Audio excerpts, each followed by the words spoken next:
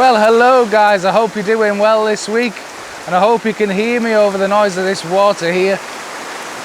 Now, a couple of weeks ago, I was out with the family, just out for a family walk, and I noticed this little waterfall. I don't know if you can see it just over here, and I thought it might have a little bit of potential.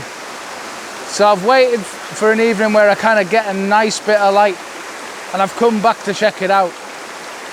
Now, it's on the far side of the river over there, and it's not a big waterfall, it's more of a cascade, to be honest. But I thought it might have some potential. So we'll give it a go, see what we can get out of it. I'm going to scout around the area as well and see if there's anything else we can find.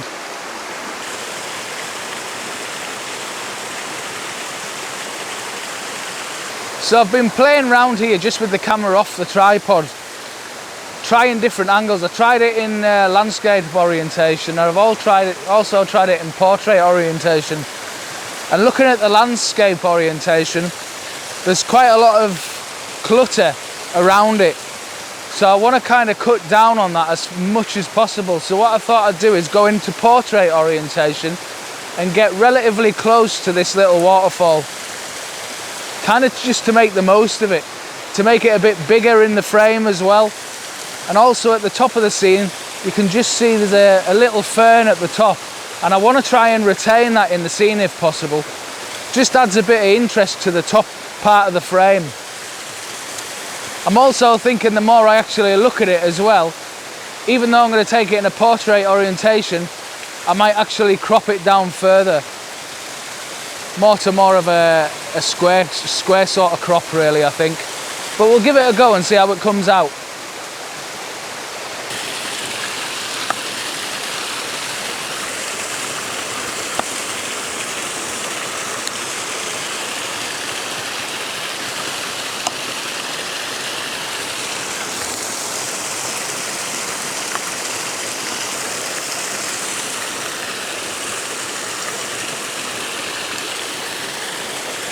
I think again, it's just going to be a case of shuffling around a few millimeters one way or the other just to try and get it right if possible. I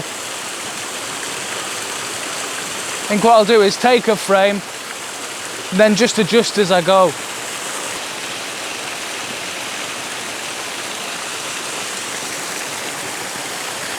So looking at it now, if you can see on the rocks just on the left hand side of the frame there's quite a lot of glare and sheen, and I want to try and cut that back as much as possible because it's kind of distracting.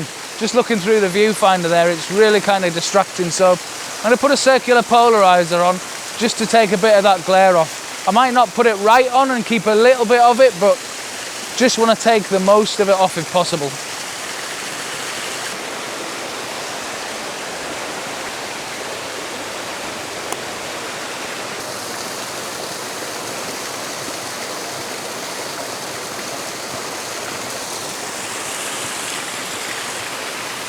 So, looking on the back of the viewfinder and looking at what's happening around me, I'm getting quite a lot of wind as well.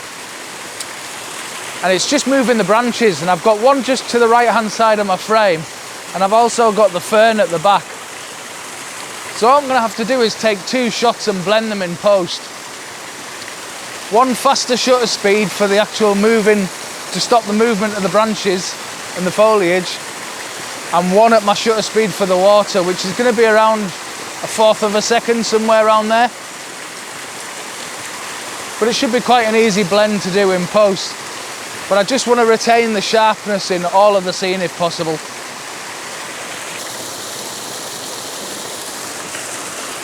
So yeah, I think that's working really quite well. As I say, it's not an amazingly big cascade or waterfall or anything, but it's just something nice to play with, just to kind of hone the skills for when you find something else. But because this is right on the doorstep, it's quite an easy place to come down to and just get some practice in, really. But I think the image should turn out really quite well, and if it has, I'll pop it up now.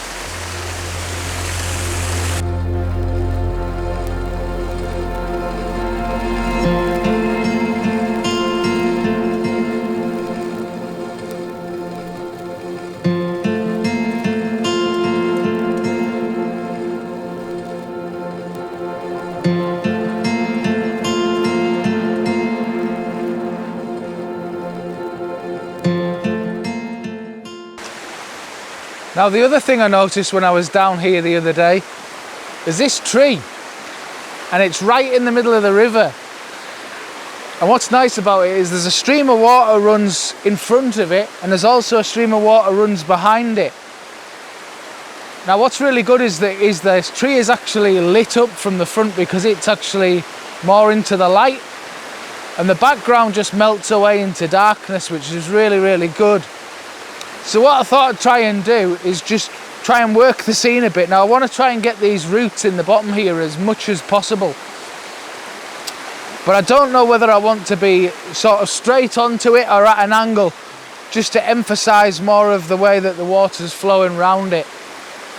So I think it's just a case of actually playing with it and see what's going to work best. But we'll get set up, and I'll try and talk you through what I'm thinking as I'm shooting it.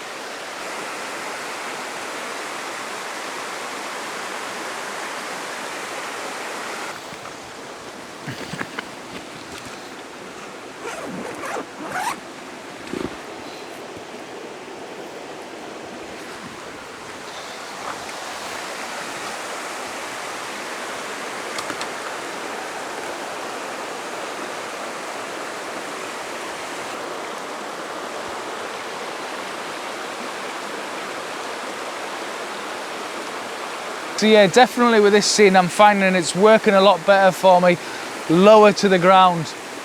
So I'm getting closer to the water, and I've actually got the lens closer to this root in front of me here. Now it only goes you can only see so far up the tree, but I think that sort of retains that bit of mystery in the image. So far as I can see, it's working quite well, but I won't actually know till I get it home back on the screen. But I really like the way the background just sort of fades away. And I'll probably emphasize that in post as well, and sort of darken the background of the image. Now unfortunately we kind of lost the light a bit here.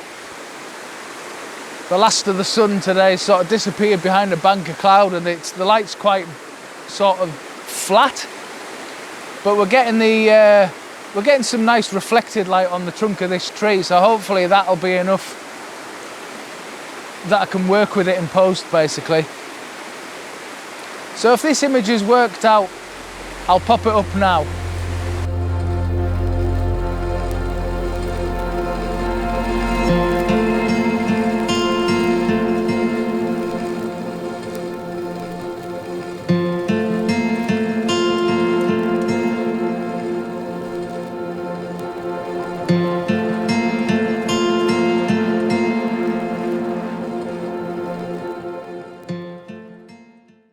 So part of the reason for coming out today, guys, was to test this new camera that I've got for doing these vlogs.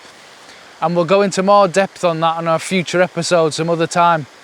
But as far as I can see from the back of this, it's looking great. Compared to what I was getting before, I'm just hoping this ups the quality. Let me know down in the comments what you think. Well, thank you so much for watching, and I'll see you again soon. Bye bye.